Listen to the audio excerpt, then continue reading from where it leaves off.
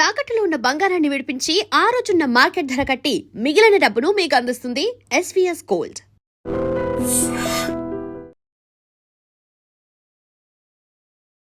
Welcome to I news. This is Pawan. So ప్రస్తుతం ఎక్కడ చూసినా ఆ కేరళ ఇన్సిడెంట్ ఒకటే సోషల్ మీడియాని షేక్ చేస్తుందని చెప్పుకోవచ్చు. గత ఫ్రైడే రోజు రికార్డ్ చేసిన ఆ వీడియో మొత్తం సాటర్డే సండే వైరల్గా మారింది. దీపక్ అనే వ్యక్తి చావుకి కారణమైంది. అసలు అంతగా ఏముంది ఆ వీడియోలో మీకు ఒక క్లారిటీ ఇస్తాను. సో కేరళలో జరిగిన ఇన్సిడెంట్, దాని తర్వాత ఇప్పుడు కేరళలో మొత్తం సోషల్ మీడియాలో ఏం ట్రెండ్ అవుతుందో దాని గురించి ఎక్స్ప్లెయిన్ చేస్తాను. సో ప్రస్తుతం దీపక్ అనే వ్యక్తి నార్మల్గా ఒక ప్రైవేట్ బస్సులో ట్రావెల్ చేస్తున్నాడు. ట్రావెల్ చేస్తున్న క్రమంలో ఒక లేడీ, ఆమె సోషల్ మీడియా ఇన్ఫ్లుయెన్సర్గా కనిపిస్తున్నాం. ఆమె ఇన్స్టాగ్రామ్ చూస్తే ఒక 10K వరకు ఫాలోవర్స్ ఉన్నారు. సో సోషల్ మీడియాలో ఎక్కువగా వీడియోస్ చేస్తూ ఉంటుంది. సో ఆమె మరి ఆమెకి సోషల్ మీడియాలో వ్యూస్ రాక ఇలాంటి పని చేసిందా లేదు అని ఒక 2 వర్షన్స్ ఉన్నాయి ఇక్కడ. సో ఆమె వర్షన్ ఏంటంటే, అతను ఇలా చేశాడు కాబట్టి నేను వీడియో తీశాను. సో అతను చచ్చిపోవడానికి నాకు సంబంధం ఏంటి?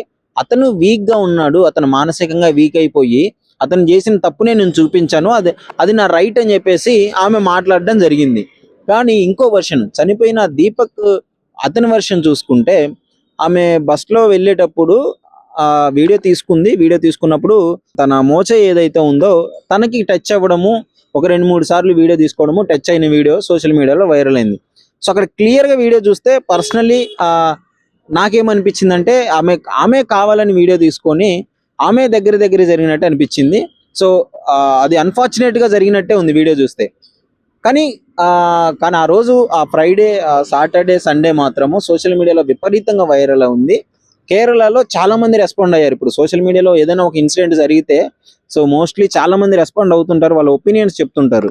అదే విధంగా ఈ ఇన్సిడెంట్ జరిగినప్పుడు ఇతని మీద చాలా బ్యాడ్గా, చాలా ఇష్టం వచ్చినట్టు మాట్లాడడం జరిగింది. అంటే ఇలాంటి వ్యక్తులు ఉంటారా, ఇలాంటి వ్యక్తులు ఉండకూడదు, వీళ్ళకి శిక్షలు పడాలి, అది ఇదని చెప్పేసి సోషల్ మీడియా మొత్తం వైరల్గా మారింది.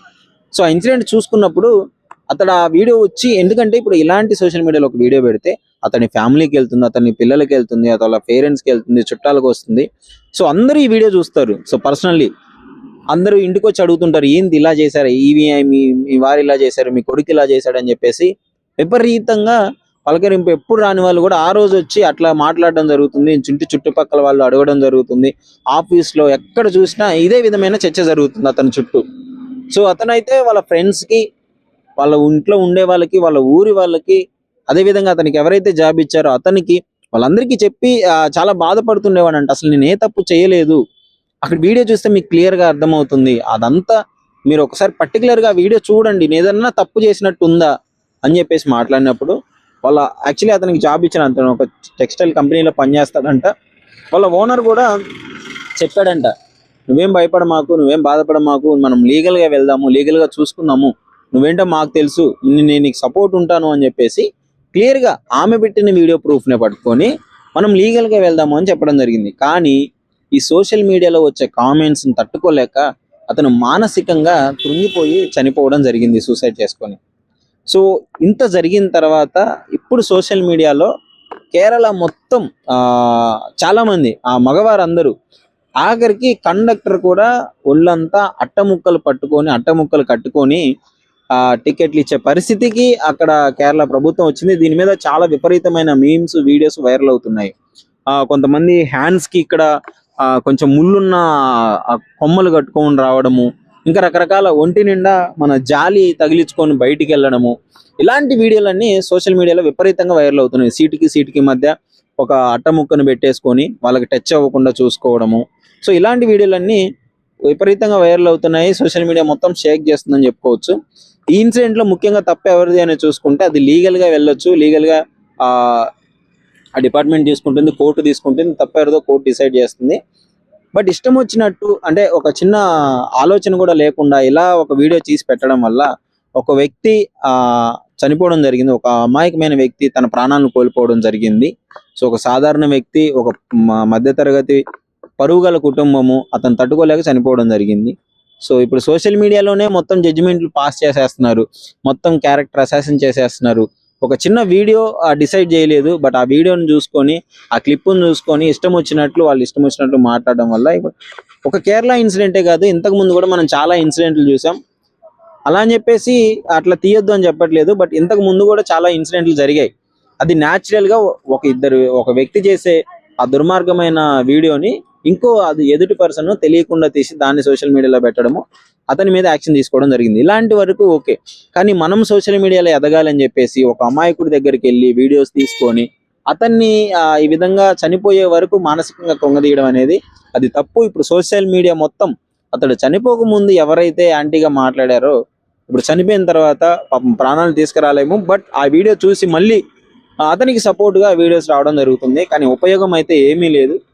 సో ఇది ఇన్సిడెంట్ జరిగింది. ఈ మధ్య కాలంలో సోషల్ మీడియాలో విపరీతంగా ఇలాంటివి చాలా ఎక్కువైపోతున్నాయి. సోషల్ మీడియా పరంగా కూడా కొన్ని రిస్ట్రిక్షన్స్ పెట్టి యాక్షన్స్ తీసుకోవాల్సిన అవసరం ఉంది.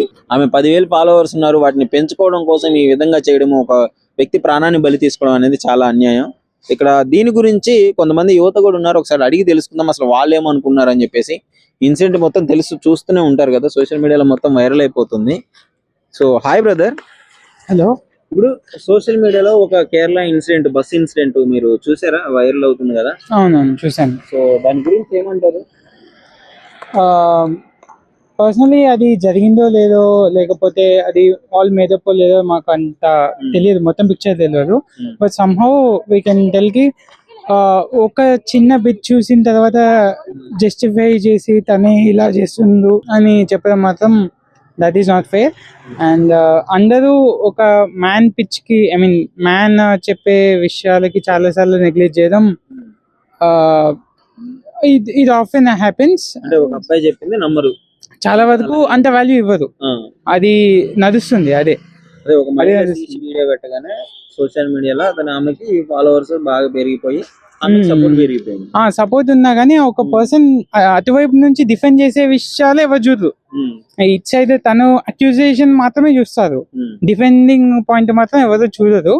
అండ్ నా పర్సనల్ ఒపీనియన్ అది జరిగిందో లేదో నాకు తెలియదు, బట్ ఒక పర్సన్ టీజ్ చేసిన తర్వాత అంత పట్టించుకోకుండా అయితే ఉండదు. తను మొత్తానికి అసలు ఆ అమ్మాయి వెనకాల ఉన్న విషయం కూడా తను పట్టించుకున్న స్టేజ్ లో తను లేదు. ఆ వీడియో నేను చూసిన క్లిప్ లో మాత్రం తనే ముందు వచ్చినట్టు నాకు అనిపించింది. బట్ సమ్హౌ ఇలా ఒక పర్సన్ మ్యాన్ పర్స్పెక్టివ్ లో కూడా తను ఏం చేశాడు, తను డిఫెండ్ చేయలేకుండా మనమే ఒక జస్టిఫికేషన్ ఇచ్చి ఇలా ఒక పర్సన్ అక్యూజ్ చేయడం అయితే కరెక్ట్ కాదు. This is what it. So అంటే తను కూడా చనిపోవడం కరెక్ట్ కాదు, లీగల్లీ వెళ్ళుంటే మంచి న్యాయం జరిగేదేమో కదా. మేబీ అదే పాయింట్ లో అందరూ వీడియో తీసి పెట్టడం కన్నా మేబీ అప్పుడే గట్టిగా అది లేకపోతే ఇలా అవుతున్నదని చెప్పుకున్నా it would have been different. అంతేకాని తను తీసేసారని చెప్పి వీడియో ఫోన్ పెట్టేసి తనే ముందు అది అలానే అనిపిస్తుంది వీడియోలో. ఇప్పుడు తను అలాంటిదో కదా మనకు తెలియదు, వీడియో చూస్తే మాత్రం తనే వచ్చి చేస్తున్నట్లు తనే అట్లా అనుకుంటే తను ఏదో తీసేసేది అన్నారు. మరి ఒక అమ్మాయి తీసుకెళ్లి ఈ అబ్బాయి దగ్గరికి అంత దగ్గరగా ఉండడం కూడా అది కూడా ఒక అబ్యూజే కదా. ఏదో ఎవరికొకరికి చూపించాలని చెప్పేసి సరే ఈయన చేస్తుందో లేదో అని చెప్పేసి మీద పడ్డం కూడా తప్పే. మరి అదే ఒక అబ్బాయి ఒక అమ్మాయి మీద అలాగే ఒక వీడియో తీసుకెళ్ళి చూపిస్తామని చెప్పి చేస్తే ఊరుకుంటారా? ఆయనకి వైఫ్ ఉండొచ్చు, గర్ల్ ఫ్రెండ్ ఉండొచ్చు, ఎవరైనా ఉండొచ్చు. అర్థమైందా? ఈయన చేశారు అని ప్రూవ్ చేయడానికి ఆమె మీద పడుకుంటూ వీడియో చేయడం తప్పే. ఆయన చేసిన తప్పైతే ఈమె చేసింది కూడా తప్పే. మరి సో